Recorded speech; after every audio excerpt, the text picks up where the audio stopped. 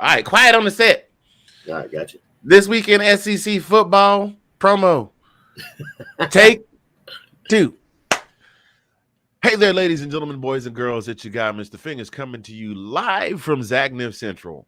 Hey, and I'm Colin P., your brother from another. What it is, Showbiz?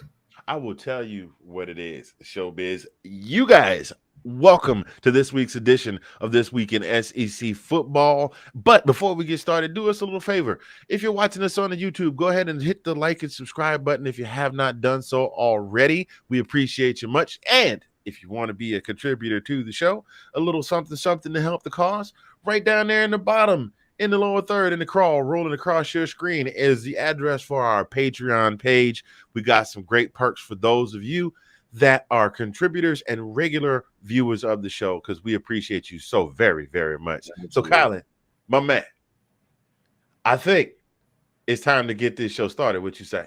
My man, let's lay the hammer down. Oh, you know we gonna do something before 2 something. Club Shay coming right at you right after this. Oh, hello, ladies, gentlemen, boys, girls. What Bama does, what Bama do.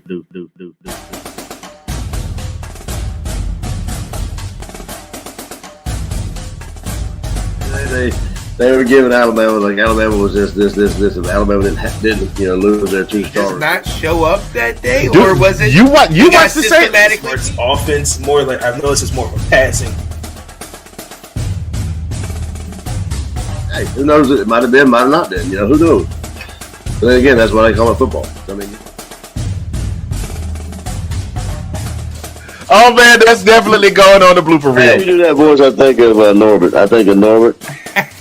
Oh my God, we have a dandelion encrusted rib.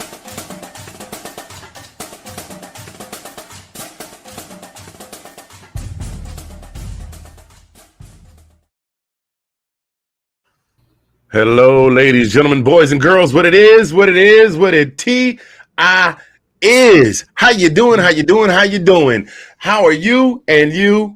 And sorry for that bad seat over there, man. Holla at the server. We're going to get you some drink tickets, get you comp. Those of you up in the nosebleed seats, thank you all for showing up today. And Zagnif Central, Mr. Fingers is here with This Week in SEC Football, episode number 16. That makes 41 episodes in total between season 1 and season 2. And I got a special guest today. I don't have a list for him, but ladies and gentlemen, y'all know him as the godfather of Let's Talk Football. You know him as the Shout Out King. You know him as Mr. Point and Grin. You know him as Mr. Yeah Buddy. And if you can't think of that, all you have to do is these 2 simple words: the race. Ladies and gentlemen, the one, the only, Mr. Sean Spencer joining us today. How you doing, brother? Always good, my friend. Always good. Got home and relaxing, and I was like, man, I was ready to see y'all stuff, man. I was ready to hit Colin up and hit you up. And you told me we went down. I was like, and you said, yo, would you want to hop on? I was like, oh, yeah, we getting close to that time. What up, Bobby?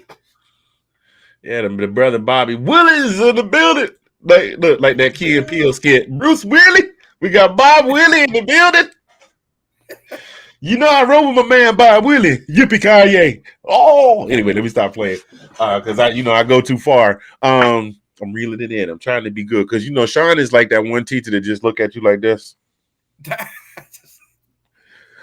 I learned that. I be on the show sometimes and Shay come out and then I just look over. He being So moving on to the next segment, I'm done. So I'm just playing, man. I'm just playing. Listen, I'm gonna say this. I have learned, because that used to be, when I did the ball pit. Shout outs to my guy Dave Ball. When I did the ball pit, it was just basically we just went on with some topics and just acted stupid. And he would let me roll with it. If it was a slow night, he'd throw a softball meatball out there and let me roll on an improv for 10, 15 minutes. But this is a sports show, and everybody don't look and people don't watch sports shows to see, I don't know what he's talking about. He just hanging out, he doing his thing. Shut up, Chuck. Shut up. Anyway, so I gotta say this while I got you in here, man. I appreciate you. This guy right here, that guy right there, I keep forgetting I gotta point that way. This guy right here is the reason, and I'm sitting here right now, is the reason that Colin and I are doing this show, because after the ball pit, he says, you guys should do an SEC show. You guys know Georgia. And I was like, I don't know. I don't no sports like that. And then we got to chopping it up. He's like, bro, we've been talking for a half hour. You got all the stats. Do it. Shut up. Do it and shut up. That ain't what he told me. He told me the race. And then he told me to shut up. But we here. So, brother, I appreciate you, man, because, you know, if you hadn't put this bug in our head, we wouldn't be here on season 2. We catching up on episode 50. We got to come up with something dope to do. Colin checking in. Hey, man, shouts out to my co-host, the brother from another, the sexy Mother Hubbard, the ace is based in the place in your face. I'm very happy to be here. Colin P from the DMV watching us from the comments. Hey, man, blessings and prayers for the B-man, man. We hope everything turned out okay. Yeah, that was the whole deal. Was we were getting ready to go on, and he was like, hey, man, I got to check on baby boy. And I was like, do what you got to do. Then I had to hit Sean with the WYD text, like, what up, big head? So here we are. Here we are.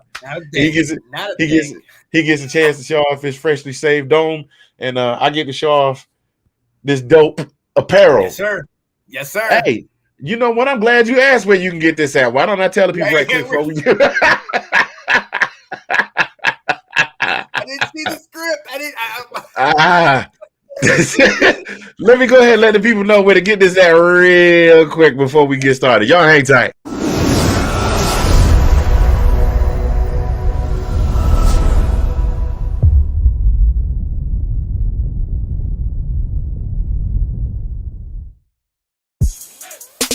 Zagnif Productions, in association with Zagnif Apparel, gives you the opportunity to win free athletic gear. And here's how you do it. Visit the Zagnif Apparel Design Shop at Etsy.com. Purchase any piece of apparel that will automatically qualify you for the August 7th drawing for free apparel. Each purchase counts as one entry. No limit on the number of entries allowed. At least one lucky winner will win one free outfit. That's right, one free top, one free bottom. Note, the embroidered bomber jackets will not be regarded as prizes for this sweepstakes. July 30th is the last day to enter. So get to the Zagnif Apparel Design Shop at Etsy.com today for your chance to win free athletic gear, courtesy of Zagnif Apparel. in conjunction with Zagnif Productions, LLC.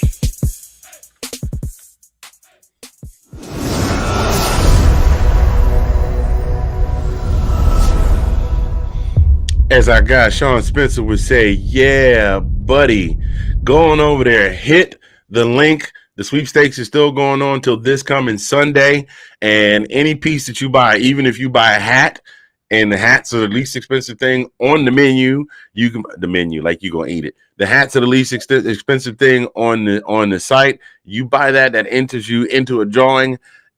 11:59 this coming Sunday, PM, not AM. 11:59 PM this coming Sunday. We shut that down August 7th. We go through, we draw a name, and that person will win one free top and one free bottom, courtesy of Zagnif Apparel. If you missed the link, it is right there. Hit the QR code. If you're watching on your computer, scan the QR code, click, clack, you got it. Boom, it take you right to the website. See, Sean is much better at pointing where he need to point. I got to remember. I'm gonna have to start doing the thing where I mirror my screen, but then I have to point the other way to point at you. It took a lot of time to figure this thing out, that you got to go the opposite way. It took I got to point away from myself to point at the point. And Colin's over here. Right. Hey, where you looking at, bro? I don't know. I look where the teacher tells me. She saw me. I was looking at her funny, so I looked over here. Anyway, so how you been, man? What's going on with you? Not really, man. Honestly, kind of getting back in the mold. Missing college football. Missing football in general. To be quite honest with you, honestly, Catherine went to. So she's been gone for the last 2 weeks. She went to go see her parents last week in West Virginia. Parents had a couple procedures and things they had to get done, so she went and stayed with them for a week. And then last weekend, she went to Michigan. Hung out with her friend at her 40th, then went to Chicago. So she's kind of doing the teacher thing, because when she gets back in August 1st, you got to go back into school. You got to go back and start setting up the class and doing all those type of things. So she's living her best life, if you will. Mm-hmm. And so I've been just kind of here, living the bachelor life. Ramen noodles. I'm not a cook like you. I don't do that stuff. So I get the little oven pizzas, little brick oven. Put that in there. I'm simple, man. Ramen noodles, man. Yeah. You living like you locked up, won't let me out. It's a good meal, man. But look, like we doing, making these videos and staying up late. That's easy. Oh, yeah. It's easily digestible at that time. I'm not trying to eat a steak at. Hey man, 1 look, o'clock in the morning. I'm past my 5th decade. So there's certain things that were easily digestible at 20 that my stomach is like, no, just no, I need the real deal. So I have to eat solid food or salads or cottage cheese and stuff like that. I can't do no ramen noodles at 2 o'clock in the morning. I got to call in if I do that. Be like, y'all don't want me coming in the office. Hey, shouts out to my little cuz right there. I say little, we ain't but a couple of years apart. Shaney Hughes, watching while he's on the road driving trucks. Appreciate you, cuzzo. Those folks that keep all the supplies coming in across this great nation of ours. I had this whole speech prepared. I forgot what I was gonna say, but love you, cuz, man. We got the link up soon. Dude, it's been an interesting week. Work has been driving me a little crazy, but we getting through it. We had the Monday show. We did that. I had the Tuesday show. I had a gospel rapper on. Guy named Conscious. Yeah, I had a gospel rapper. I'm gonna have to do a lot of post edits though. It's something when you have somebody on and they got that their internet ain't quite straight. Fortunately, you can go back and pull a good video off the server. I don't know if yours can do that. So I got to go back and do some post edits because I'd be like, so man, tell me how you became a rapper. Well, yeah, man, it was back in the day when I was on the freeze and the record label. What? so I told him, I told him beforehand, I said, just keep going. We good because I don't have another free slot for another couple weeks. So let's just keep going and I'll do the post edits. So I got a lot of editing to do on that. Oh yeah. Oh, by the way, thank you for my new addiction, sir. Mr. Canva got all of us over here to be like Stanley Kubrick. Morning. Give that back to Ash. Ash is the one who put me on this, and Andrew's the one who put her on it. Now we're all doing the same thing. In my computer right now, I have the streaming app, then I have Canva, and the other two open windows. You know what I mean? Already kind of working on things, having ideas, and doing this. You know what I mean? So yeah, bro, you'd be dangerous. You mess around and get yourself a copy of Final Adobe Final Edit. Cat'll never see you. I'm telling you. Did you sleep? Nah, I'm gonna drink a couple slides of coffee on the way to work. I'm fine. Just mind your business. That's all. Just mind your business. Mind your business. Babe, yeah, you can't leave the house with your drawers on outside your pants. Oh, they came like that. Anyway, believe it or not, ladies and gentlemen, we did come here to talk some SEC football, but me and Sean ain't chopped it up in a while on screen, so I guess we just getting it all out. But we appreciate you tuning in. If you're watching us right now, just like the video said at the beginning, if you just happen to tune in, thank you for joining. Go ahead and hit the like button, hit the like button, hit the share button, let the people know that we're on.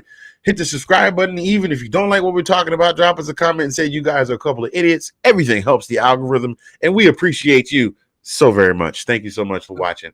So I know Sean is probably the biggest fan of our show. He's the first person on, always drops a comment. Always in the comment section, dropping dimes, just Steve Nash all day. Bow, dime, bow, dimes. This week we are talking about, we've been continuing with our Team of the Week series. We're going to double up this week because we got a little behind when we got started. This week we will be talking about our little brothers to the north. Did you send this to Will? Yeah. Oh yeah, just did. Matter of fact, let me yes. Sure. This week we're talking about the South Carolina Gamecocks. Yes, indeed, ladies and gentlemen. Straight out of Columbia, South Carolina. Last year, they had a fairly decent season. We know that they struggled. They had Steve Spurrier, who was, coming off of a couple of national championships at the University of Florida, came in and really brought that program to prominence.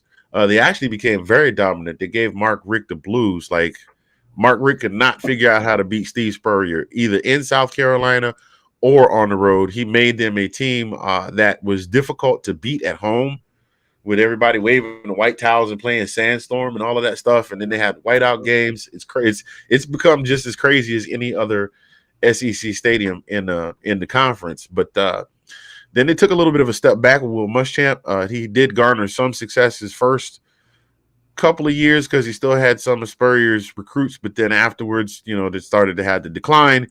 As we know, Muschamp is now on staff at, I forgot what the name of that school is where Muschamp is. He's in some school in Georgia, ain't he? Is he? I think he's in Georgia. I'm just playing. He's assistant defensive coordinator at the University of Georgia. And they brought in this guy named Beamer. Now, if Beamer sounds familiar to you guys, yes, that he is related to Frank Beamer of Beamer Ball fame from Virginia Tech. And they had a very respectable showing last season. They finished 7-6. So, I think that was more than anybody could expect for a first-year coach that's rebuilding a program. So I'm going to turn it over to you and let you have a little something to say, because I know you studied this stuff. I don't. The only person that studies this more than me is you. Well, I'm coming in. I'm coming in empty-handed on this one. What I will say is, shout out to my guy Will Kramer, our guy. Definitely big South Carolina guy. Look, they're excited about what they got. Spencer Rattler, you and I talked about him last year. We talked about all the hype that he, came into the season with, and it just did not seem to pan out on the field. And then all of a sudden, you got this young gun behind you that comes in and steals the day. You know what I mean? And he took over. You know what I mean? So he's got a new team. He's got a new area, new situation in the SEC, which is, obviously, that conference. So it's going to be interesting to see what he does. I think this situation maybe humbled him. And I'm eager to actually get your opinion on. Well, that's what I'm saying. I'm eager to get your opinion on if you think that happened. I mean, this situation where you had a big name, you were a big name quarterback at a big name school, you're taken out, your replacement comes in there, steals the show, does great, and now you transfer. Is this him being like, hey, shell shock? Now you see how high you can go and how far you can drop. Because last year we were arguing about them saying he was going to be in a Heisman contention before the season. And actually he's ranked pretty high this year to make a Heisman run. Now, I'm just going to tell you, ladies and gentlemen, if you've ever watched any sports talk show on any of the networks, not just the 4-letter, those guys get paid to bring the opinions that make you go to immediately run to social media and talk about it. Okay. Mm-hmm. None of these guys has a crystal ball. I'm the type of guy that I'm a kind of guy. I'm a watch and see kind of guy. I knew who Spencer Rattler was before I ever laid eyes on him because he was on the QB1 show. He was the big man on campus. As soon as he set foot on Norman, that's all he talked about on the radio. And he had a little bit of a disappointing season. I mean, he got no support from the defense because the defense was horrible. So the offense was always struggling to make, and the offense kind of stepped back too. I don't know. We shall see. I think he's going to probably come out humble. I think he's going to come out timid. And if he has some initial success, it will bolster his confidence. The question is whether or not he goes back to where he was when he first got to Norman. That remains to be seen. I think he's going to be pretty trepidatious this year because last year showed him if you don't produce, we will replace you. Yeah.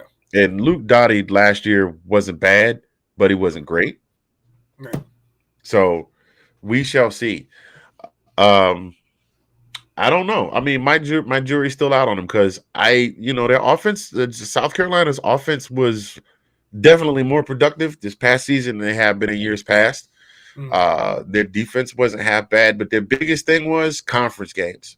Their biggest thing was conference games. That was their big fallback. They were 7-6, so their overall record wasn't bad, but they were 3-5 in the conference. So that's where they got to learn to step up. I mean, they finished 4th in the East behind Georgia, Kentucky, and the mustard throwers.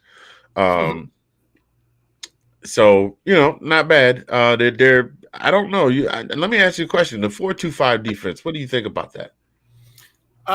Personally, I'm not the biggest fan. I like more of my guys, the 4-3 or the 5-2, where you got more guys closer to the ball. I mean, if you're going up against the air raid, which you're going to see against a lot of these teams in SEC throw the ball all the way around, but with teams like Mississippi State, where Mike Leach is at, where all they do is pass the ball.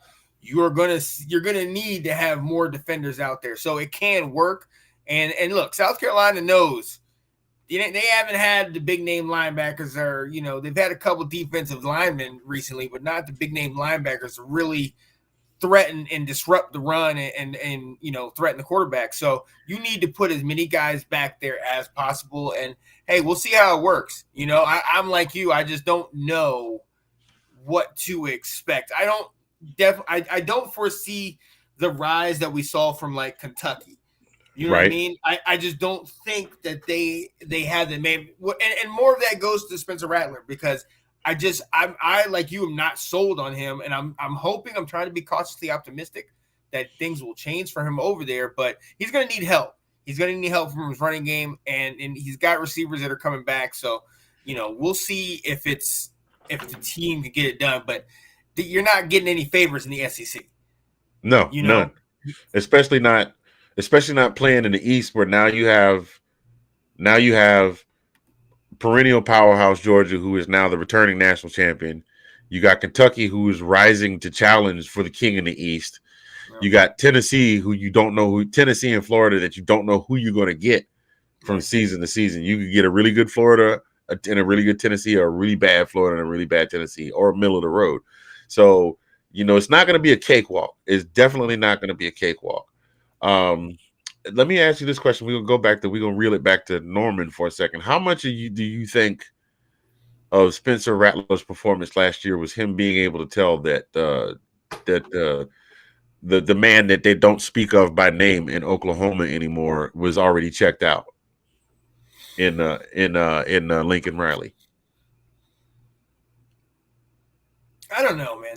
I get that, because I'm sure him and Lincoln had that conversation, but I wonder how much they had that conversation after Caleb Williams took over. Because once he kind of fell out of the good graces, if you will, I wonder how close they were. My thing with Spencer Rattler was, from day one, you look at these guys, and like you said, highly touted out of high school, 5-star, everything like that. You look at it and you're just like, okay, show it to me. Arch showed it to me. Spencer, in each of the games I watched, like I sat there and trying to study them, and there was just normal passes, things, that a quarterback of his caliber, at least to what I've been told, I would expect him to make with that type of talent at Oklahoma. You know what I mean?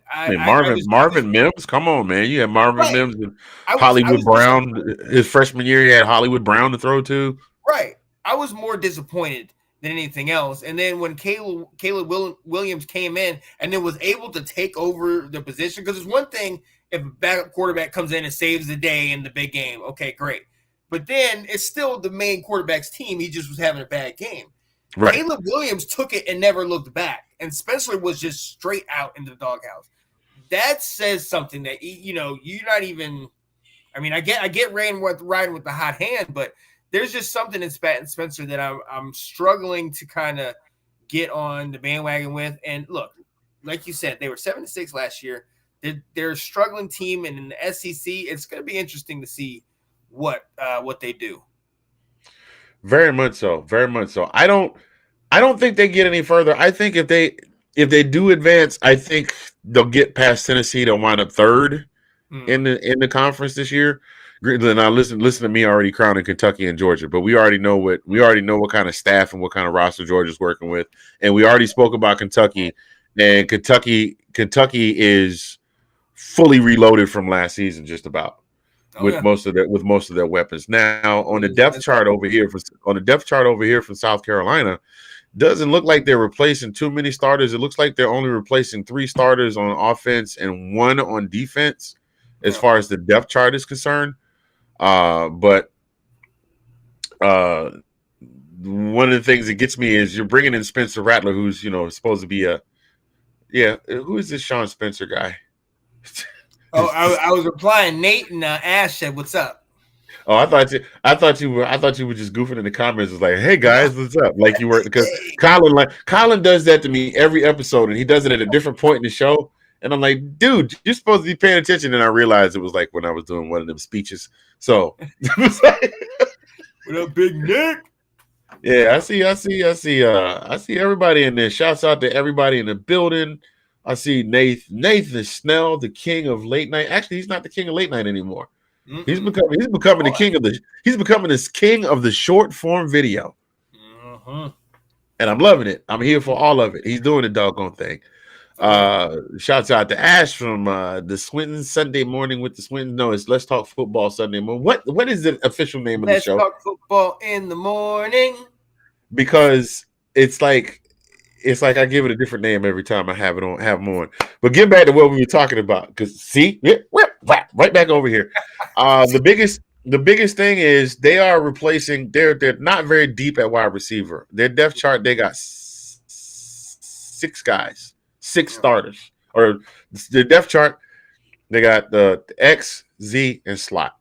Their first string slot is returning. That's Joyner, Decarian Joyner, who is senior. They've got senior Josh Van, and then they've got their Z receiver. That's Antoine Wells, and he's a junior transfer. They've got their 8 receivers. They got 3 transfers. So you're talking about a brand new quarterback and 3 new guys, a brand new quarterback who's got to gel with the guys that are returning, and he's got to gel with the transfers that are learning the system. Yeah. And the thing is, like, look, Van had 43 catches. He had the 5 touchdowns and over 500 yards a year ago.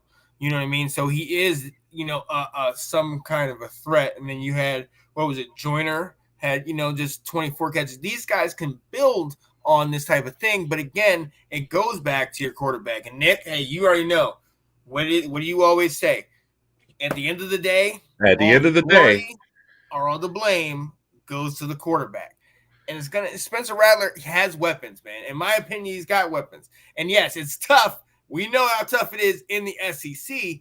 But there is room. You have these teams like Florida. We were expecting them to do better, but we don't know how that defense is going to be. Auburn, you talked about last week. We're hoping they're going to do better, but you saw the off season. You want me to believe that everything is just kosher after all the craziness that you know what I mean? So we don't know what some of these defenses can are going to be like. And South Carolina might sneak up there. I can't even believe I'm saying this. I know Will's going to clip this, but South Carolina could sneak up there and maybe, get a couple sneaky wins, against, some of these Floridas and maybe some Tennessee. And we will definitely get into that because I got the schedule pulled up and we're going to run through that a little bit later in the show as we do every week when we do the team of the week. We'll go through and write down our win-loss records and we'll kind of come back and look at them. We'll come back and look at them a little bit later. I just, I don't have a lot of faith in. I'm looking at the schedule. Like I said, we'll get into it. I don't have a lot of faith in them sneaking by Kentucky. Yeah. And looking at what they have on the schedule, I don't see too many opportunities for sneaky wins. I don't have any opportunity. I don't see a lot of sneaky wins. What I do see is that there are some games on here that they definitely should be able to go in and go, sit down, we got this. Mm-hmm. Okay. We'll get into that a little bit later on. You were talking about their roster. We also have to talk about their running game. Their running game was not uber dominant. Mm-hmm. And so unless they're finding out a way to shore up the running game and they're just going to be completely they're going to be completely dependent on the pass. They're really going to have a jam up and jelly type pass game because if teams start figuring out that you can drop 5 or 6 in a box and dare you to run the ball because your running backs aren't, amassing that many yards. Although Kevin Harris did pull up 660 last year. He was their leading rusher. Now, let's be honest, though. I mean, their whole offense was pretty rough. You know what I mean? They had 7 games because they came on late, and then unfortunately – All of North Carolina was out of the bowl game, so they won that game. We'll give them the 7th. But like you talked about earlier, Doty really wasn't that guy. None of their quarterbacks got over 1,000 yards, and they had 3 that put some serious time in there, be it due to injury or be it due to just, inability to, perform. You know what I mean? So there is room for improvement everywhere. I'm just wondering if they're gonna, the pieces that are either left over or that are coming in can improve on what happened from last year. Well, that remains to be seen. That really remains to be seen. Oh, you know what? I'm looking at something completely different. Who did we cover yesterday? Was it no? We didn't do Kentucky. We did Auburn. Okay. Auburn. But yeah, our last show was Auburn. Never mind. I wanted to make sure because when we do our predictions, I wanted to make sure I didn't step on one that I already had. I wanted to make sure, but Auburn's not on their schedule this year, so I can just put that back in the corner. I don't have to worry about that. Like our boy Nick Rosario said, you want to crown him? Go ahead and crown him, Mr. I Want the Smoke, the 1/3 of the Let's Talk Football family of shows. Nick, hope you're doing well, sir. Thank you for joining. Huh? The round table's got some new stuff coming. Oh yeah, most definitely. I always got to throw it out there. I got to do the plug. Man, you can't do that to me, especially it's a show that I'm supposed to be on. I'm like, I don't know that about you. Like, we got new stuff we do. Oh man. That's like being on one server in a restaurant that doesn't know what the special is for the day. Special. We have a special. What? We got specials? I thought we were just selling Big Macs today. Anyway, those of you just joining us, ladies and gentlemen, hey, it's Thursday. Tomorrow's Friday, which means every one of us has got to get up and go to work. And most of you, side note, I should have talked about this earlier. Prepare yourselves, ladies and gentlemen, for the next 48 hours, 36 hours to have to stand in line for 25 minutes to buy your gum, your candy, your cigarettes, because the Mega Millions is now at 1.1 billion, and they're anticipating that it will go up to maybe 2 billion. They may bump it up before the drawing on Friday, so it may be over 2 billion by the time they draw tickets on Friday. So get your tickets. We're not getting paid for saying that, but get your tickets. Watching all the way from New Buffalo, Michigan. Okay, Miss Cat, I see you. What up, Cat Hughes? Did you just? I was going to say you better blow your woman a kiss. You giving her the double deuces on TV. What's that all about? Shout out, King. What is that, bro? You? What, double deuces?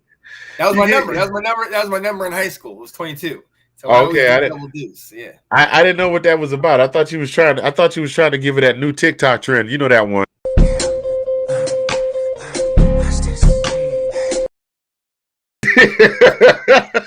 You knew it was coming. I was waiting for it. Watch this. Every time I watch that video, he say, "Watch this," and then he'll never do nothing. I thought he was going to do a magic trick. I thought he was going to make an elephant disappear into a jelly jar. He just said, "Watch this," and then he started singing and dancing. I'm like, "You did that already. You've been doing that for 8 years. Do something new." Anyway. Right. We are back, ladies and gentlemen. Listen, we're talking about this team of the week, the University of South Carolina Gamecocks. You know what, sir?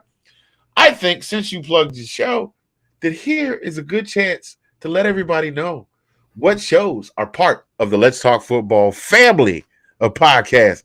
We got a whole family. We taking over like Bad Boy in the 90s. Watch out now. Don't go nowhere. Room at the table for everybody to eat. We'll be right back.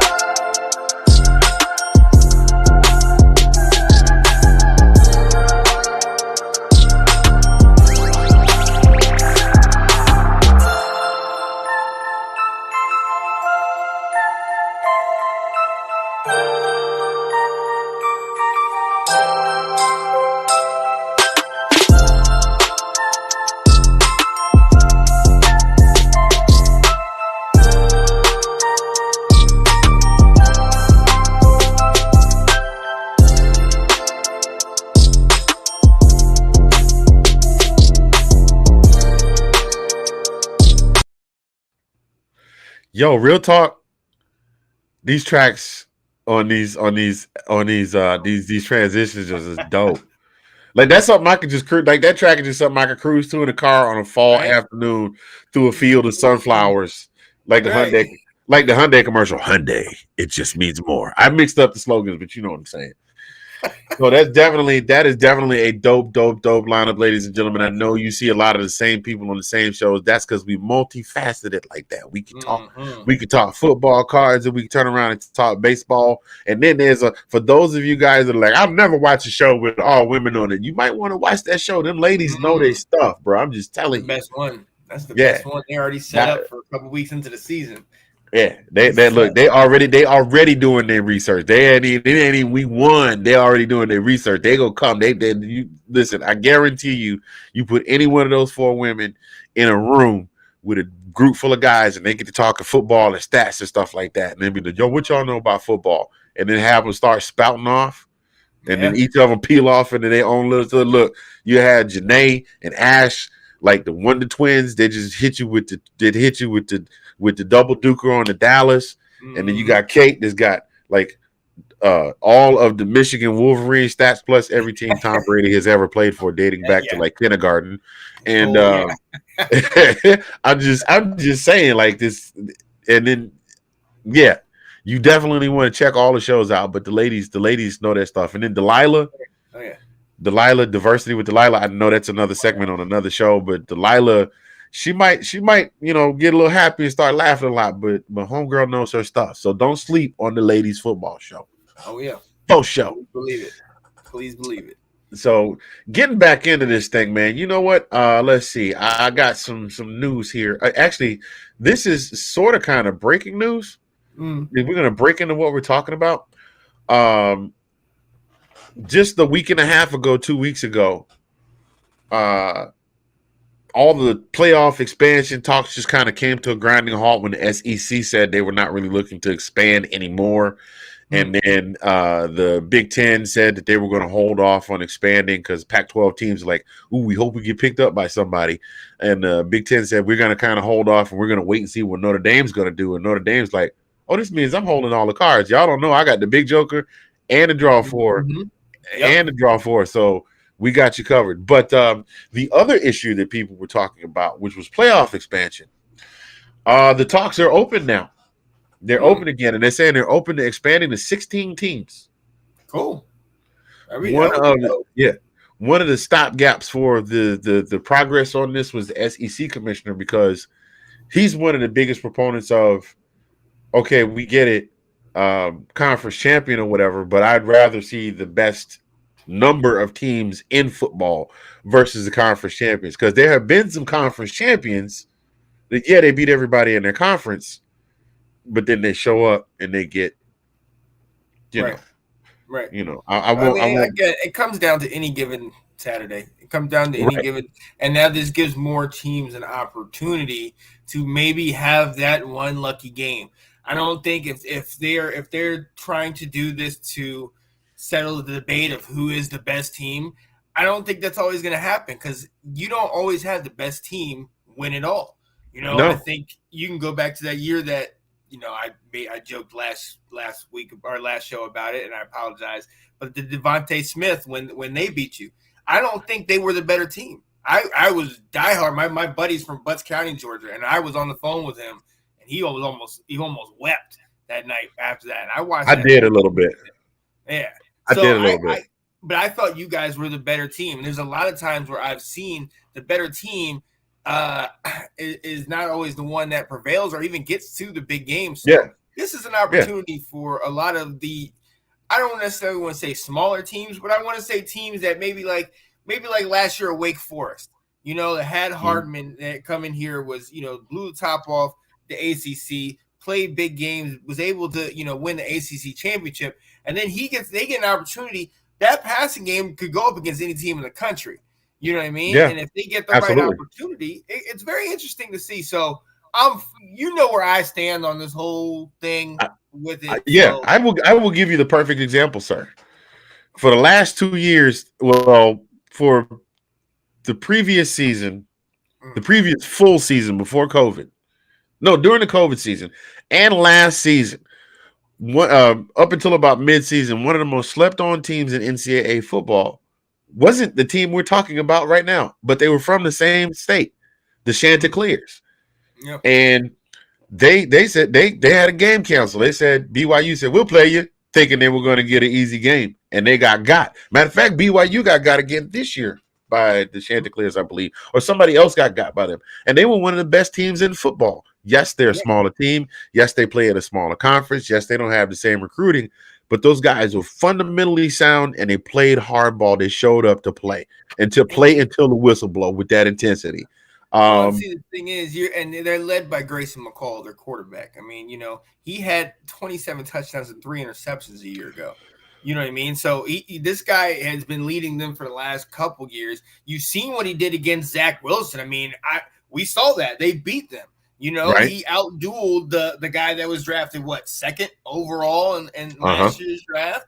You know what I mean? So this guy is poised to do great things. He's definitely one of those guys when they talk about these big quarterback draft classes that are coming up. He's definitely one of the guys in the mix, but it's going to be interesting to see what they can do because, like you said, they are essentially the little brother.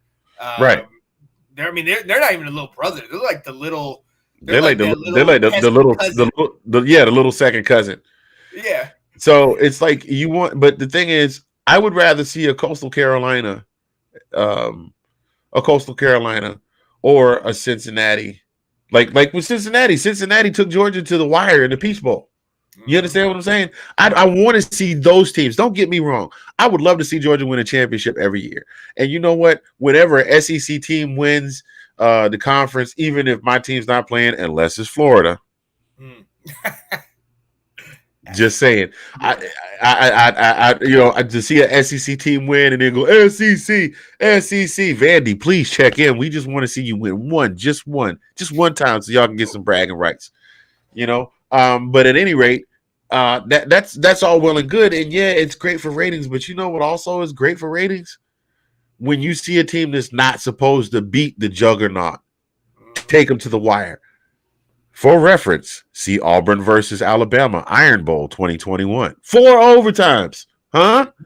They weren't supposed to win. That's the kind of stuff I want to see. So if you got a team that's won their conference and they're 9-3 and they look pretty mediocre in 5 of those wins, but they won 9 games, so they won their conference, so they get a slot. And you put them up against a UCF and UCF knocks them in the head, that's must-see television. That's what I want to see. And I think that's where they're going with that. And actually, Greg Sankey was like, yeah, I'm all for it as long as we get the best teams available, regardless of whether they're conference champions.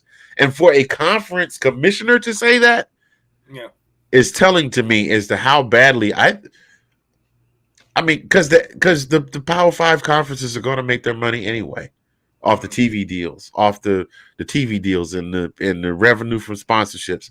Let's do this thing and get everybody excited about football again. That's just my 2 cents. Who's not excited about football? I playoff football. I look, I get it, and my stance has always been, you can't lose the bowls. I've never subscribed to the Microsoft Bowl or the Insight.com Bowl. Don't matter because those kids go out there, their families, bypass Christmas and the holidays to see their kids potentially play. And especially now in the era where you have all these kids that are leaving and saying, I'm not going to play in the bowl game. That's more for these other kids to get that opportunity. I love the bowls. But this 16, man, look, we're going towards this. We're going towards eventually. It's coming sooner or later. 64. Right. We're going to go to a final March Madness type deal. And it's going to break it all the way down, which might not be a bad thing because if you remember, most teams after like November, that's their last game. And then they don't have another game for another, month or so. This might expand that out to where they might have to continue playing. And then you have these teams that sometimes they're just completely cold. They haven't played in a month and a half, as opposed to this other team that just had their conference championship a week or so before, and they're coming right into this game and they're still hot, So I think this will definitely even up the playing field. And I mean, it can only be for good things. I hope. I don't want to lose like what you're talking about, like the underdogs coming up and shocking the world. This no name Zach Calzada is a prime example. Nobody knew Yep. who this guy was. I remember watching Texas A&M play Colorado, and this guy got hit so hard, knocked himself out the whole nine, came off, and is one of those heroic come back in there. And, Right. and he was, he was not the main guy, but he had to build a team. This team that Colorado was terrible, and they were going to upset Texas A&M, and he drove them down the field, and that's when he earned their respect. So when I saw him beat Alabama, I had seen him earn the respect of his team. It didn't surprise me as much that they beat Alabama, not because obviously the talent disparity was there, but it was the fact that there's something special when you have a unit that has come together and they believe in something. You saw Auburn, they believed that, it's not about what all the pundits are saying. It's about, I believe we're going to make this happen. So, oh yeah, they definitely believed it, and I mean, God, could you? I know those boys. Slept real good that weekend. Oh yeah, because they played. They left. They did not take anything back in the locker room with them after that Iron Bowl. Mhm. They were spent. I mean, that defense, that Auburn defense, that much maligned Auburn defense, just beat Alabama in the mouth. For 4 quarters and 4 overtimes. Yeah. Yes, Nate, even Maryland. I saw your comment. Nathan Snell, this guy. Nate, look, we gotta figure out a way to introduce Nate to Clark Lee so the two of them can, because them boys love to dream big, don't they?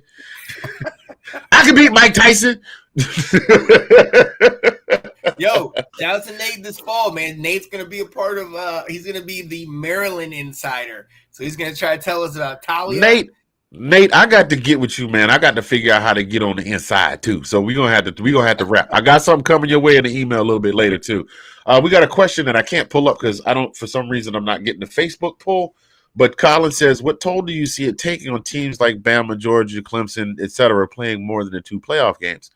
Well, let's be honest. This is what these guys train for. And they say, well, we don't want the guys to get hurt, and they're going into the league. Well, when they go into the league, they're playing a 17-game season plus 3 preseason games. They're playing 20 games minimum. And then if they go in as a wild card, they got to play how many games you got to play wild card to get to the Super Bowl? Win, 4? Yeah. So you're talking about in the pros, they're potentially playing 24 games. So an extra game here or a game there for these college kids is not going to hurt anything. I mean, well, that's more the reason not to, because think about that. If you get hurt right at that bowl game, that draft stock could drop. Right, Man, but you could get, but we've gone over and over and over this already. I mean, Mechie got hurt in the conference championship and still got drafted. Now, unfortunately, he was diagnosed with the leukemia, but he got drafted. They were going to probably let him sit. They were probably going to pull a George Pickens. They were going to have him sit most of the season, activate him off the PUP list, and let him get a couple of game reps and some garbage time or something like that to see if he can go at full game speed, just to see where he's at. But he got drafted. He got hurt. It's getting to the point where if these guys don't have an injury history and maybe it's their first injury and it's not catastrophic, we're seeing that. We saw that in this draft, that teams are willing to take a chance on these guys and pick them up. Maybe later it might hurt their draft stock, but they're still getting picked up. Oh, they are. But now he got picked up in the second round now. So that's not that top tier wide receiver money that Olave and Drake London are getting. You know what I mean? Because there's a very distinct difference on what the pay grade is. So that's what I meant. Now, but the flip side to your point is Jameson Williams, who got hurt in the national championship game and then somehow is still looking like he's going to be able to play in week 1. So you're absolutely right when it comes to that point, because it's like, okay, well, wait a minute. These guys are getting healthier quicker. It's just it's very interesting because, to Colin's point, more games is going to mean there's going to be a higher risk for injury. These things will happen. Then it comes down to what matters more. If you're because right now we all know if you're not in the Final Four, then there is a certain culture that's like, what are we really doing? We don't really care. There's not all the schools, but there is a couple schools that it's like, a lot of our guys might not even show up, that type of thing. Right. But if you now know, like in March Madness, you got one shot, and your one shot could lead to another shot and another shot. You know, it gives these guys more of the desire to want to do this, and I think this is good for the game. I think so too. I mean, I've argued ad nauseum. I've used the phrase "quitting on the team" a few times last season or earlier this year at the start of season 2. Quitting on the team, and yeah, I mean, and I can only speak for me. If it's me, and I know I'm not going to the league, and I'm a senior, I know I'm not getting drafted, but we got a bowl game. And I'm doing everything I can to get ready for the bowl game. And the star quarterback decides he's not playing because he might be going to the draft. I got no love. Or I got no love for him. You know what I'm saying? Or I'm a junior trying to maybe make the draft. Huh? What if he's gonna go? What if he's going like top 5? I'll get generational money, and that's when it's kind of like I will get over that later, and we could probably squash beef. True. But for me, you know what I'm saying? I also hey, bro, we said we ride together. You know, all season long we ride together, we die together, bad boys for life. And now you got the bag coming. It's like deuces. You know what I'm saying? That's that. And also, what game is it? Because if it's a national championship, he's not going to do that. You know what I mean? Right. No, I'm just talking about a right now a non-playoff affecting bowl game.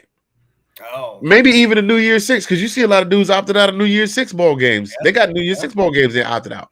So my one last chance to play in the spotlight, and my right hand man, my ace. Nah, I'm out. I'm gonna get that back. You know what I mean? That to me. I get it because as a football player, you know, I wanted to go to my last battle with all the guys we had, one last hurrah. I'm absolutely on board with that. But then I look at a guy like Christian McCaffrey, who has been littered with injury issues since he got in the league. But he didn't play that bowl game. He opted out of the bowl game because to get to the draft, he got picked where he got his money, and now it's not so bad that now he's not playing as much because he already got paid. And that's where I'm kind of like, okay, now obviously hindsight's 2020. We didn't know he was going to get hurt when he got to the league, but at the same time, now at least he's taken care of, as opposed to like that guy that gets in like the 3rd or 4th round that, you know, like you said, where it was like this quarterback may or may not be going to the draft. Nah, dude, get over here. Like, nah, because you can do enough after this game to work up your draft stock or go to the combine and do that. You miss out on playing with us, you're being selfish. Well, here's my thing. At the end of the day, this is what it boils down to, because we analyze it. You know, going into this game that it is a violent game. At any given point, from the time you play your first Pee Wee game to the time you hang up your cleats and retire and pick up your bust in Canton 5 years after you retire. All it takes is one missed block, one misstep. Somebody left the football tee on the field, the kicking tee on the field. One wrong misstep on the AstroTurf, something like that. Anything, just something absolutely freakish, and your entire career could be done. Yeah. Because the nature of the game is violent. It's just like boxing. You go into boxing and say, well, you know what I'm saying? People say, well, it's a shame what happened to Muhammad Ali. And now to be completely honest, in Muhammad Ali's case, Don King had a lot to do with that. Oh yeah, but I heard Rocky try to sneak out. Just bring out Rocky, man. Don't let me. Sometimes is there anything greater than standing toe to toe with your guy across from you and saying that I am? You know, it's not about how hard you can hit. It's about how hard you can get hit and keep moving forward. It's about how much you can take and keep moving forward. That's how winning is done. You know, I didn't realize Rocky was coming out. He must have been trying to sneak out. But you said boxing. He was like, oh, hey. I fought Apollo Creed a few times. That guy can hit real hard. I'm in Oklahoma City right now. It's like 100 and hell degrees. I almost fell out when they were No. filming. That's a true story. He did pass out. Oh snap! He's filming a movie up in Tulsa, and I didn't realize he was 76 years old. Dude, you ever want something to sober you up? Somebody that you watch is like being one of the most indestructible people on the face of the planet because of all the movies is pushing 80. Oh yeah! Oh yeah! Oh yeah! And what? How old is Steven Seagal? Ain't he up there too? Steven Seagal should probably be in his 70s too. Wait a minute, is Steven Seagal still alive? Don't make me Google it. I thought he passed away. Unless he passed away recently. Is Steven Seagal still alive? Maybe he is, and he's just been out of the spotlight. Nah, he's still alive, but he's 70. Yeah. He's 70. Arnold is pushing 80 years old as well. Mm-hmm. Come on, do it now. Get to 80 now so we can have the cake and get in the chopper. So, yeah, but like I said, at any given point in time, if you are participating in any sport that requires you to be exceptionally athletic, you could be done. Joe Theismann. Now, Alex Smith, of course, with the medical advances, was able to come back, but he was never the same. At any given point in time, the kid from Rutgers who now has to live in a wheelchair for the remainder of his days, about 10 years ago, I cannot remember his name, but he took a bad hit and he's paralyzed from the neck down. There's another guy that goes around. He's a public speaker. He took a bad hit to his shoulder. His left arm is completely dead. He will never be able to use that arm again. You chose to play. I can't remember. I'd have to look it up. But I've seen him do his motivational speaking. Like his arm, and he's a black guy, and the nerves in his arm are so dead that he had got no pigment left in his arm even. Like that arm is just dead. But you made a choice to play a sport that you know is violent at any given point in time. And I know everybody thinks they're 10 feet tall and bulletproof. Everybody thinks that till the first time they get hurt. I was playing ball. I played ball all the way up to middle school, wanted to play high school ball. I never forget, I went to tackle a dude. I thought I was the baddest kid. I thought I was the baddest dude on the team. I was like maybe 90, 100 and some odd pounds soaking wet, playing linebacker. Caught a guy slipping off tackle. I had a beat on him. I laid my whole full weight into him. He shook me off like I was nothing, and I could not feel my left arm when I got up. Oh, and my mother said right then, "You gonna play the piano and you're gonna be a doctor and you're done playing football." Well, and needless to say, I'm not a doctor, but I still got a piano over there. But so at any given, my pops even playing at Savannah State separated his shoulder. Yeah. But the point that I'm saying using all those examples is, yeah, you want the money, but at the same time, team is still a team sport. Football is still a team sport. Supposed to be. I get it. I'm gonna quote my man, $1 Million Man, Ted DiBiase. Everybody's got a price. I'm sorry. Look, I'm on board with you. I'm 100% on board with you, but I'm just saying we have been blessed with great parents. We live great lives. There's other people that haven't come from that, and it's like you were giving them a lottery ticket, and it's like, look, if this is an opportunity, if I don't play in this game, I could potentially. That's all I'm saying. I can understand where they're coming from. Me as an old football guy, dude. I started with you. I want to end with you. Right. To me, it's gonna hurt me. But from a business perspective, which is what we're coming to in college football now, with the NIL stuff, it's just the way it is. Yeah, absolutely. Well, now what's going on now is though with the kids coming up through college. A lot of them are going to have money in pocket when they hit the league anyway. So, you know what I'm saying? That kid that's going to Miami, if he doesn't get hurt, he's gonna leave school with $10 million in pocket. Right. And that's not counting any endorsement deals he accumulates on top of while he's at Miami. Right. So you got a different breed of kid coming now because a lot of them will already have bag by the time they get to that year when they're considering going into entering the draft. So, but yeah, That's where I stand on that with the playoff. It's funny. That's where we started talking about the playoff. Oh yeah. Well, I think we're going to move back into our next segment of This Week in SEC Football. We're talking about South Carolina Gamecocks. We kind of veered off to the side a little bit, talking about potential playoff expansion to 16 teams. But before we go another further, Sean, there's one guy that we haven't talked about today. Who's this? Yeah, you know the guy, your boy with the head and the beard and the kids and stuff. Yeah, with the thing. Yeah, and he's doing a thing, and we want to let everybody know the thing that he's doing. The thing. Yeah, that thing. Yeah, so you guys say that. Well, I thought I did. Come on, man. What are you doing? No, what am I doing? What are you doing? Get out of here with that. Get out of here with that. Hey, look.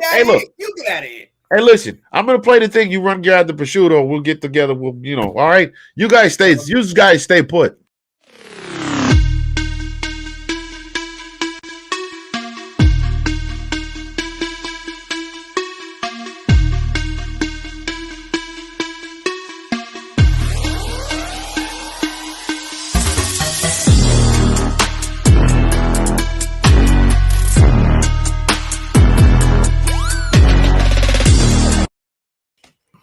That's our guy, Sid Swinton, 1/3 of Sunday Mornings with Swintons in the NFL. The Sunday show that they do.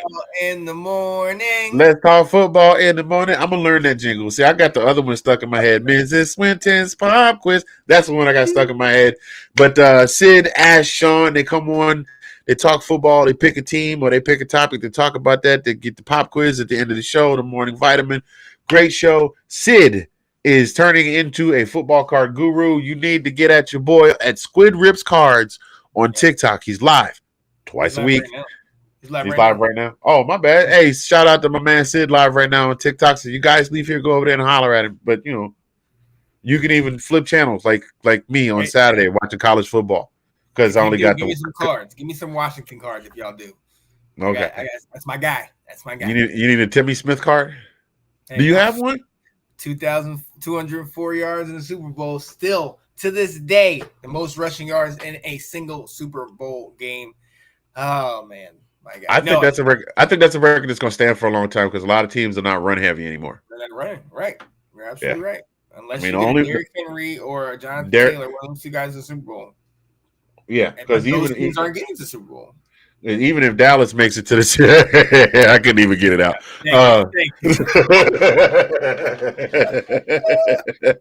I'm not even fake laughing. Not gonna happen. Wait a minute, hold on. Let me say this just in case my wife is watching. Mrs. Fingers, I love you. Give it a double deuces. No, I got to do the 2-3 because my number was 23. Where's it? There it is. There we go. 23. Anyways, let's get it there, man. Stop playing. Let's get into the schedule. Oh.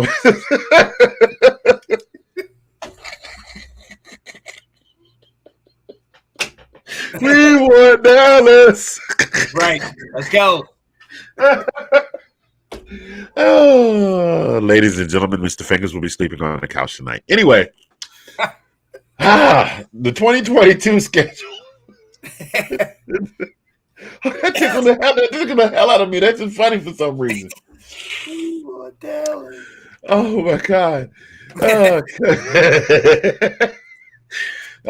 pray to God, I swear to God, Dallas fans, I'll get this under control. But you know when I started to say that, my brain went, what?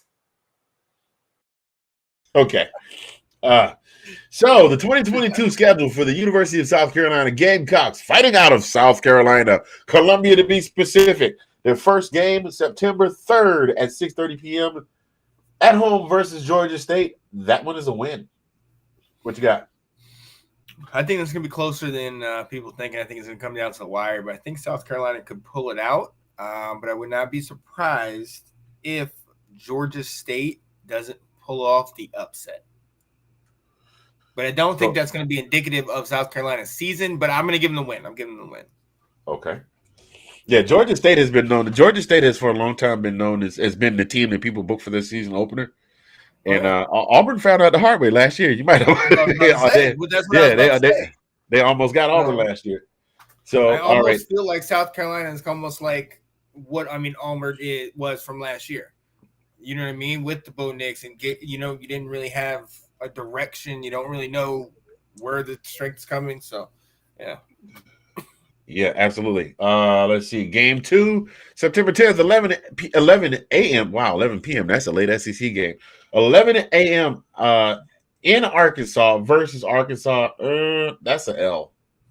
Yeah, I got Arkansas winning that one. I mean, they got KJ Jefferson coming back, and the kid's a baller. I mean, he's not a Tom Brady type quarterback. Shouts at CK, I gave your quarterback some props. I can do that every now and again. He's not a Tom Brady type quarterback. He's not like a Troy Aikman, Dan Marino, but he will do what he needs to do to get the job done. So he's a runner. He's a runner. Look, Arkansas had like one of the best rushing games in the country. Actually, I'm not mistaken, they had the best rushing game in the SEC.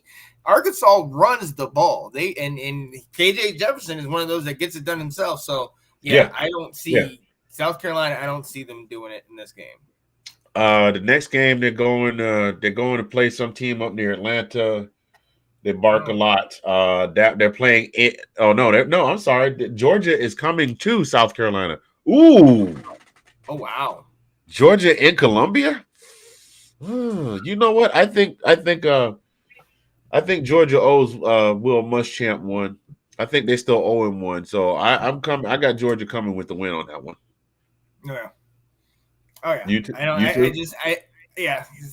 not ready for South Carolina to take over. So well, the reason that I say ooh is because, like I said, despite the fact that Georgia has emerged as the leader in the East, with Kentucky playing right along their heels, South Carolina is a hard place to play, dude. Very true. It is a hard place to play. I mean, they're they got the DJ stuff going on. Like they're playing just like in Baltimore where they play Seven Nation Army every other play. They're playing Sandstorm every other play. You got the white towels waving. So it's a tough place to play. But I still think Georgia. I don't think they have it this year. And this is not there's going to be one major upset in the SEC, if not another. But this is not that one, and this is not South Carolina's upset. I don't think they're going to be ready to handle y'all.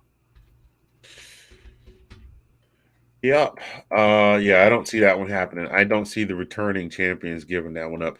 I had to look and see what this abbreviation was short for because all it said was CLT, and I was not going to make a faux pas during the live show. That is Charlotte comes to South Carolina. Oh yeah. Charlotte comes to South Carolina. That's another. I'm sorry. I put W, and the W was for Georgia. So let me fix that. So they're going to lose that one. I think they beat Charlotte. Mm-hmm. I got them beating Charlotte. Their 5th game, October 1st, to be determined. At home, they welcome the Bulldogs of South Carolina State, who is the only team to beat Jackson State last season. I think that's going to be a rough one. Oh, yeah. I think that's going either way. You know what? That's going to be their sneaky L this year. I'm giving them an L on that one. Really? Interesting. Yeah.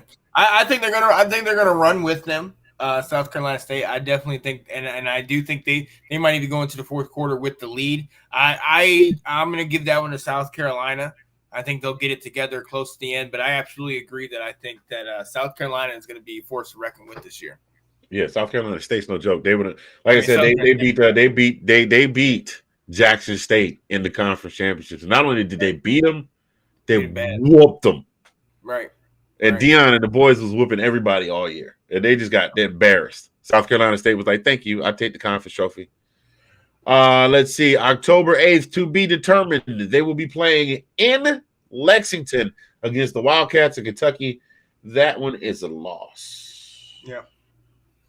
I'm not even going to try and evaluate that one. Stoops has got those boys doing big things. And I think that Kirby's really going to have to stay on his A game when it comes to Kentucky. Who do they play? I wonder who Kentucky plays after they play next week. I will tell you if you hang on If just a they moment. play somebody like y'all, or if they play a high-powered team. So you thinking they'll throttle down if they're playing somebody big next week? No, they're playing Mississippi No. State the following week. They're not gonna throttle down. Okay, for South Carolina. no, yeah, no, they're gonna, yeah. If they were playing you guys, I think they could have overlooked South Carolina and then maybe got hit in the jaw. Like I think they could have got knocked out or upset. Yeah. But no, I'm not going to do that. If they're playing and they're in Kentucky, has Mississippi State after that? No, they're not worried about Mississippi State. So No, not at all. That's definitely a loss. The following week, they will welcome the Aggies of Texas A&M. And let's see, who is Texas A&M playing the following week? You just gave me something to think about. I hadn't considered that. The following week after Texas A&M plays South Carolina, they're playing Ole Miss. Nah, I think Texas A&M is going to beat them at home just for grins and giggles. I got A&M winning this one. All right. The following week after that, they play Missouri. I think they're gonna win that one because right now I have them with 3 L's in a row, and they're gonna be due for one. And they're playing at home in South Carolina. I think they win that one. Yeah, I can see them getting a W. Because I haven't heard anything positive coming out of the Missouri camp other than they still have a football program. The next week, they will travel to Tennessee to play the Commodores of Vanderbilt. And I got them with another win there. Yeah, You I'll give you was thinking about it. I was gonna say if you got that big joker, you better slap it on the table, Skip Bayless. I'm just saying. I'm going to. This is live. This is breaking news. I am going to dive into Missouri and Vanderbilt this year, and I am going to try to do my best to come on this show and give you some breaking news. I watched a lot of them last year, and they don't show it in wins, and sometimes it's really hard to watch. But yes, they still play football. They're there. I know you can't see it with all the glitz and glamour of the top teams, but yeah. Well, no, I'm gonna tell you. I told you when we started this show, Drew Lock at Missouri made me start paying attention to Missouri. When Drew Lock was at Missouri, more than him, huh? More than Drew. They're better than who they are. They just have been beat down by all of the great SEC teams. Like, I feel for them. Vandy, I don't feel for. Wait. Hold on. If they're better than who they are, like everybody, listen. You watch the superhero movies, right? And you've watched the underdog story movies like the Karate Kid and things like that.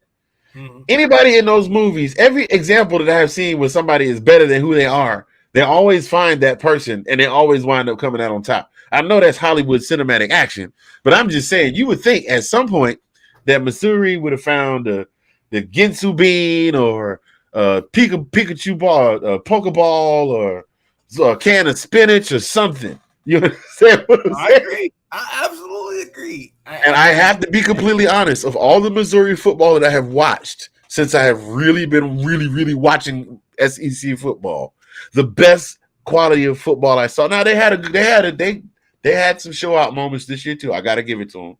I take that back. Who did you watch them play? Did you watch them play y'all? I watched them play us, and it was another game I watched them play because I think we had a bye week, and I watched them play, and I forgot who it was. Who was the quarterback? Wasn't that kid last year that had like 80,000 yards that played for them last year? He's back, right? 80,000 yards is sarcastic. Yes. Yeah, that guy that balled out. Yes, I knew. Yeah. Now, that's the guy I was talking to you about last year. Yeah. Now, granted, it's because he had this. Granted, it's because they were playing from behind, and he had to throw it a lot.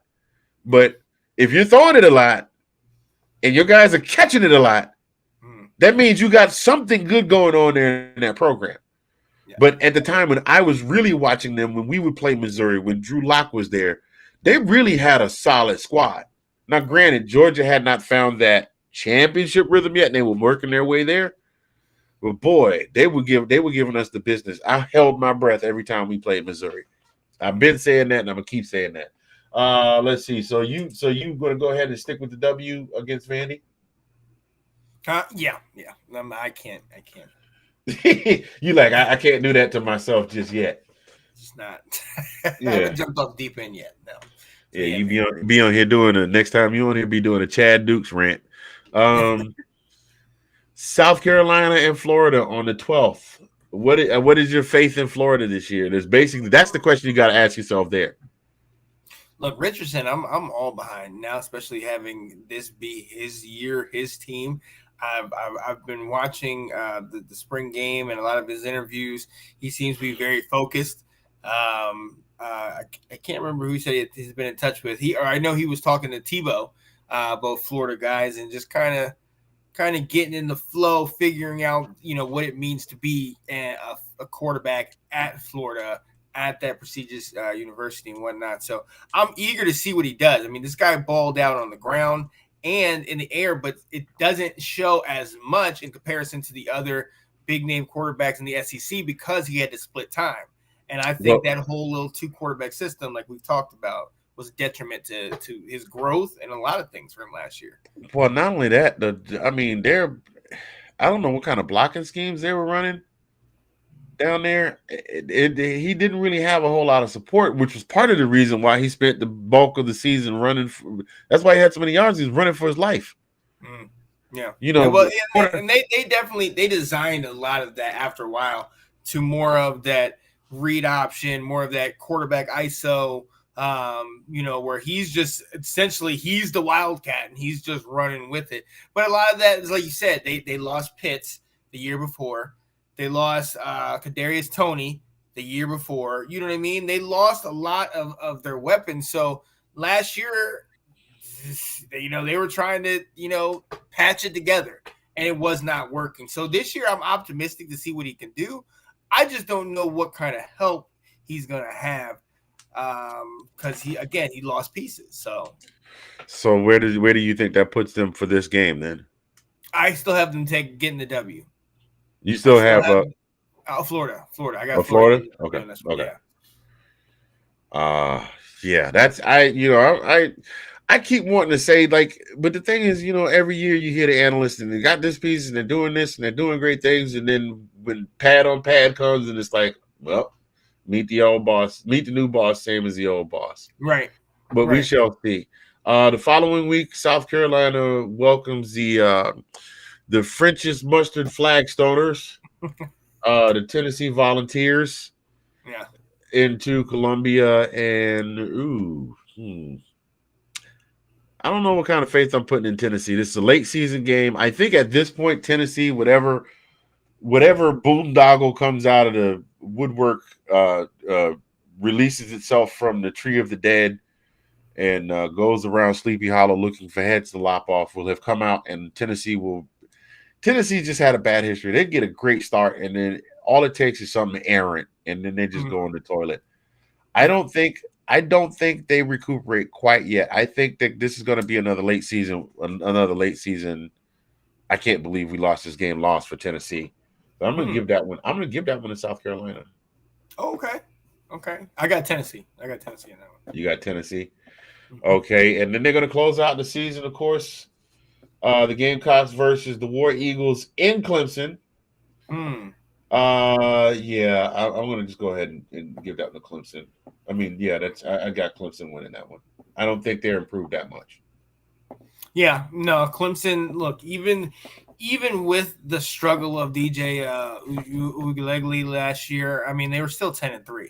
Their defense is still one of the top tier defenses. Now, I know they lost their defensive coordinator. I know they also lost their offensive coordinator, so they're going to be struggling to replace that. But I want to call him Dabo. Dabo Sweeney's definitely got them boys back. And he reminded people at the spring game. He said, look, we've been to 6 out of the last 7 CFPs. What are we talking about? We had one off year, but we lost 3 games. We still won double-digit games. He's going to have them back and ready to go this year, in my opinion. And South Carolina is just one of those teams on the train tracks. Yeah. Well, that does it for their whole season, man. And you and I both have them at 5-7. It's just a matter of where they lose the games, and the only one we split the difference on was Actually, no. Hold on. Win, loss, win, loss, win. Yeah, I gave South Carolina State the win. I gave yeah, I said South Carolina State was going to win, and you said yeah, and then I gave South Carolina State the win, and you gave Tennessee the win. Nope. Okay. Yeah, I gave Tennessee the win, Yeah, you did. and you said they were an upset. It's in You there said somewhere. an Yeah, early game. yeah. Yeah, those two. That's pretty much where we diverged. Everything else we're in lockstep on. So we both got South Carolina going 5-7 this year, which is a little bit of a step back from last year. Well, actually, a little bit of a step back from last year. The extra game was a bowl game, right? Yeah, they got a bowl game this past year. So we basically got them right back where they were, but no regression. I don't think that that's going to be a bad thing. I just think it's a telling statement of where they are right now in their recruiting, in their hierarchy in the division. I think Shane Beamer has the ability. I think Shane Beamer will be able to turn them around and at least make them regularly. If the athletic department and the boosters are willing to have a little faith in him, I think he's be able to get them back to 8 wins, 9 wins a season. It's just going to take some patience. Give him at least another couple of years. Oh yeah, no, I agree. Yeah. And yeah, let him get his recruits, let him get his coaches, let him get all the things he needs to keep going. I'm 100% on board with you on that one. Yeah, I don't really see them threatening a whole lot of teams in the division this year. I mean, hell, all of these other games are supposed to be their cupcake games, and of their cupcake games, I have them winning 1, 2. Oh, they've only got 2 cupcake games. 3. Okay, because South Carolina State's from a lesser division. So I got them 2-1 in the cupcake games. And then the games that they should be winning just based on the teams that they are, that's another 1, 2, 3. So I got them at 4 and 2 in their supposedly easy win games. And that's not a bad thing. They just got to figure out how to step it up in the conference. Like I said, that was their weakness last year. That was definitely a weakness last year. So, ladies and gentlemen, we're going to move on to our next segment. We do thank you for hanging with us so far. This is our last segment of the show.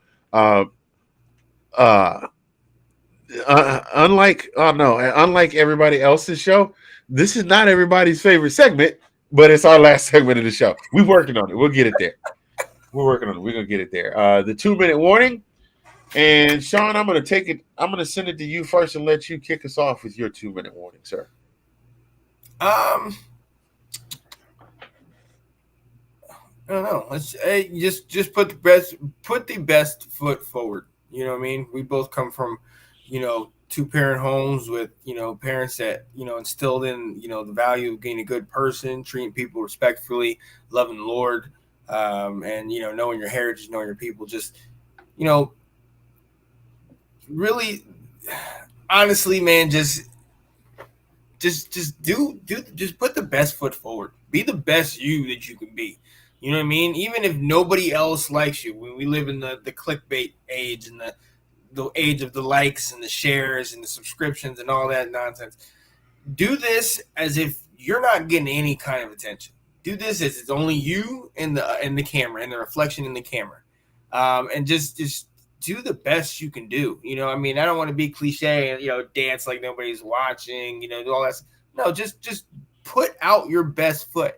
You know what I mean? One of the things I know you probably got this too. If I'm walking out the house, growing up and, my hair's not done, my mom, get in here. You ain't going to sit here and disrespect my name by looking all nappy and all that stuff. Comb your hair, get your stuff right. You are representing all the people around you, but you also are representing yourself, man. Have some pride in that. You know what I mean? So put the best foot forward, even if it's nobody else is paying attention, nobody else is spotlighting you. You do it for you. Because at the end of the day, married or not, in a group of people or not, it is you. You open your eyes. You look at yourself in the mirror. Be the best you can be, man. Like, simple as that. Facts. Fact. That's a bar. I had a partner when somebody said something dope. I had a partner that when somebody said something dope on his podcast, he's like, "That's a bar." With my little chintzy air horn sound effect right there. Sean Spencer, ladies and gentlemen, with the air horn, with the 2-minute warning. My 2-minute warning for the day is I don't really have one because I didn't really have time to think about one because we've been, Colin and I have been kind of recycling a lot of the same things and they all tie into each other. My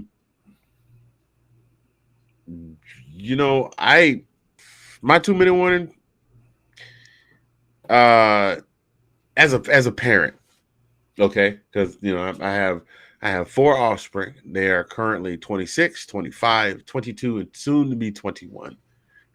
Cherish every moment that you have with them, okay? Because when they're born, you enjoy them being little and they're doing all those things and they're eating their feet and playing peekaboo, and then next thing you know, they've found their favorite Disney movie that they've got to watch 100 times a day and one more bedtime story, and I got to go to the bathroom and potty training, and the next thing you know, you blink. You blink and you're not their favorite person anymore because it's not cool to hang around mom and dad, and you blink again and they're driving, and you blink again and they're out of the house.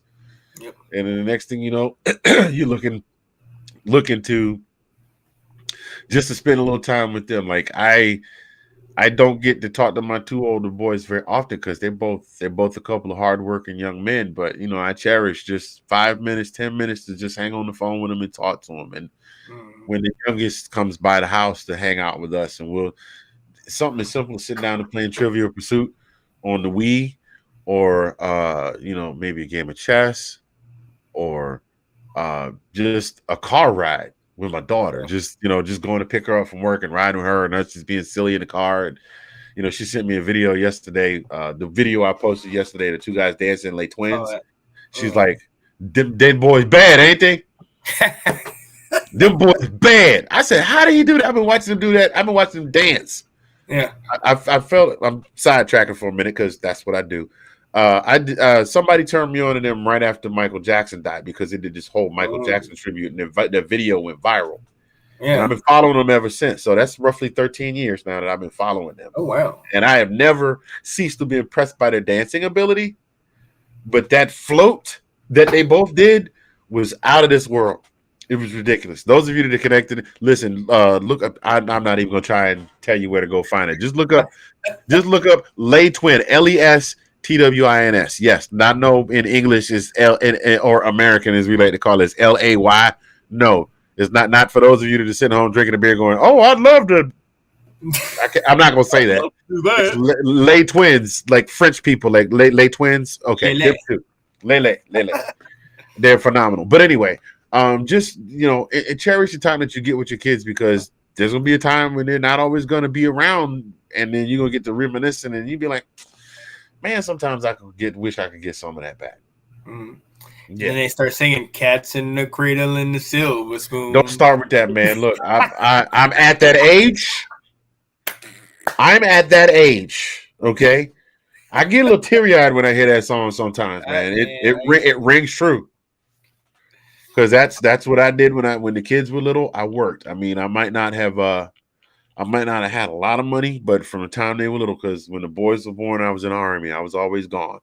And then when the 2 young ones were born, I was hustling, trying to get these shows. And then when I stepped away from karaoke, I was working for the post office. And then, so yeah. Now that I have this job with this time where I can get off and do stuff at night and hang out, it's like, well, that was in the room, that was not in the house. This was them 2 in Georgia. It's like, Yeah. So yeah, definitely make sure you take that time to cherish that time you have. Oh, yeah. Absolutely. So I like that. Yeah, so that's all I got, man. So, Mr. Sean Spencer, I want to thank you for joining us today, sir. Yes, sir. I sincerely do. I appreciate you being here, man. I know we did show the video earlier, but just let everybody know, where they can find you at, to those folks that are not familiar with the entire Let's Talk Football family of podcasts. Oh yeah. So hey, look, ladies and gentlemen, like you said, I'm Sean Spencer, one half of that dynamic duo that is the Let's Talk Football, with the brainchild of this whole thing is Let's Talk Football, myself and Janae Struther, which is Monday night, 6:30. Also followed by your guy who's going to be on Monday nights too, talking college football, talking this stuff. Got Tuesday nights. Anthony Handy will be on that one. The round table with Nicholas Rosario and Delilah Crespo on Tuesday nights at 8 p.m. Eastern. Wednesday nights, 8 p.m. Eastern. Washington Football Weekly. Myself, Will Kramer. The diamond of all of these shows is the Thursday night show. The 4 ladies are on the show. Let's Talk Football Ladies Takeover that Anthony Handy alluded to earlier with Delilah Crespo, Kate Alverson, Ash Swinton, and Janae Struther. We're off on Friday, but that's because I know. Oh, Anthony, I think you're going on Thursday. So, but Andrew, we're just gonna do Thursdays up until the fall because we're fitting in the team of the week. We'll go back to our regular just once a week. Okay. Yeah, because we want to step back and let the ladies get all the shine. Oh yeah. Oh, no doubt. So, but then you got on Friday, you got Andrew Faubert. He's doing his thing, but like Anthony mentioned, we're all kind of meshing in the same kind of circle, semicircle kind of thing.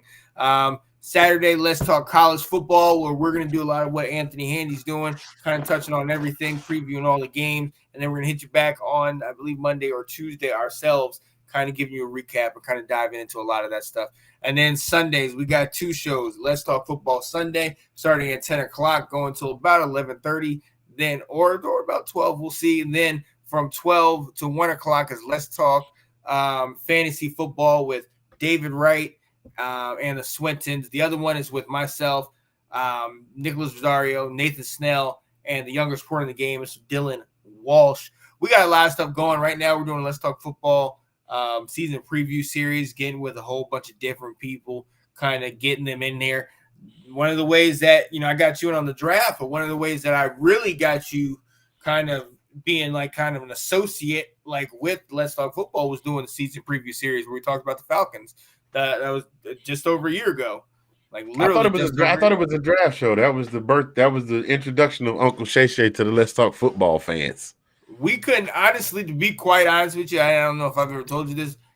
They heard more than I did. I really couldn't hear much of anything from the guest because it was already loud there, and I had the wrong headphones and everything. So the first time I really sat down with you was when you and I did the one-on-one interview. Right. Yeah. Right. So, and it was dope. And again, man, I'm just gonna say this: I do sincerely appreciate you for kind of pointing me in that direction, because we knew the ball pit was going away, and I was like, well, I guess I just kind of hang up the podcast thing and maybe I'll do some Indian Unsigned. But now I'm all stoked. I'm doing Indian Unsigned again. I'm in the middle of season 3. I jump on and guest on Let's Talk Football. We got the round table. I got the folks from Bucks Reporter hitting me up on Thursday nights. I'm sure I'm gonna get a message in a minute, like, jump on the stream. So you kind of reawaken that joy that I had when I originally was doing that. So I sincerely appreciate it, Doc. I do. Oh yeah, and no doubt. Yeah, and by the way, I've been ending every show with this, and I'm gonna keep saying it until the time comes. Today is Thursday, and exactly, if I'm counting it right, 4 weeks from today, I will be at this time of night. I will be sitting at the Backyard Grill having dinner, waiting on my man Benji to show up and set up for his karaoke show, because on that Friday, I will be hosting the finals of the Celebrate Fairfax Karaoke Championships, which the winner will walk away with $1,500. And so, yeah, man, bro, look, it's worth looking into. Start working on your karaoke library now. You might get you one, because one of the guys is in the finals. His song was Gasolina, and he killed it. And he brought his family with him. And he was killing it. His family was like, "Dame más gasolina."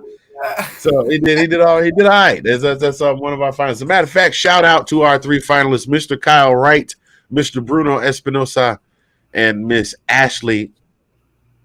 Doggone it. Now I feel bad because I gotta look her name up. Ashley, I'm so sorry. I looked all your names up. I'm sorry, not Ashley. Hannah Johnson. See, I was way wrong from the giddy up. Miss Hannah Johnson, Okay, let me go back and do this again because I'm going to clip this out and I'm going to do this for later. I'm going to be in town in 4 weeks for Celebrate Fairfax Karaoke Championships hosting. And I'm laughing because I messed up the last take. But congratulations to the 3 finalists, Mr. Bruno Espinosa, Mr. Kyle Wright, and Miss Hannah Johnson, who will be competing for the crown of this year's Fairfax County Karaoke Champion. Yeah, 4 p.m., 9 p.m., Thursday, August 19th, Tyson's Corner, 8508 Leesburg Pike at the park at Tyson's Community Center. Come see you, boy. Having said that, Mr. Spencer, you got anything else for the good of the crowd before we get out of here, man? Hey, man, thank you for letting me sit in here with you. Thank you for letting me take this place of the great Mr. Colin P. from the DMV. Shout out to our guy. You know what I mean? Can't wait till this fall, baby. Yeah, well, that's all we got for today. And since Colin's not here, we're not going to do our traditional closing. So we're going to do the Let's Talk Football deal. Except I'm going to start it off. So, ladies and gentlemen, I am Anthony Handy. I am Sean Spencer. And this has been This Week in SEC Football. We will see you this coming Monday. Stop laughing at me. We'll see you later. Go Dogs. Tar Heel.